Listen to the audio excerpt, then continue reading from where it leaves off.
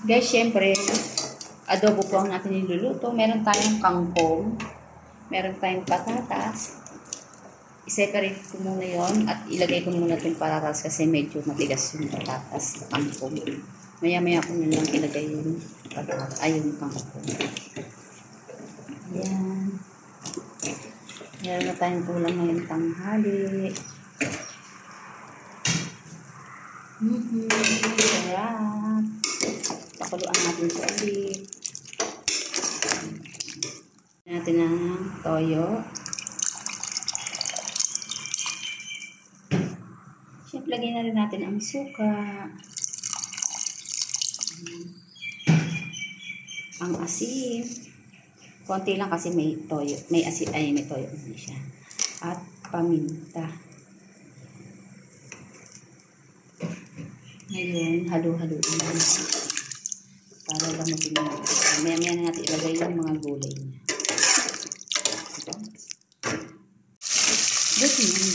Guys, meron po tayong nilutuin yung adobo. On. Ayan.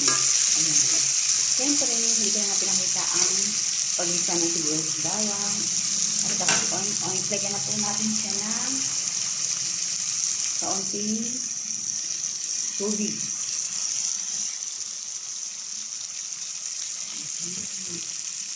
Bili po na sa Dubai.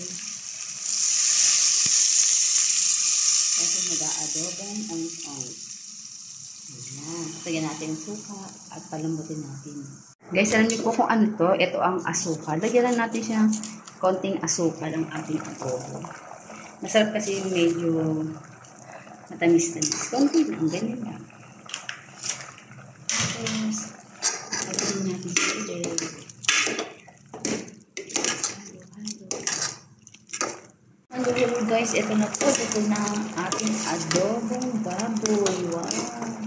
Tara, at medyo palamigin na natin. At tayo po ay mag-asikaso na ngayon sa ating pagpasok. Bye! Thanks for watching! Wow! Napakasarap guys ang ating niluto. Ayan na. Malambot-lambot na siya. Ilagay na po natin ang ating kangkong. Double purpose to adobo siya with kangkong. Siyempre, paluhan natin ulit. Ito pong kangkong na to ay nakuha ko sa aking hardin.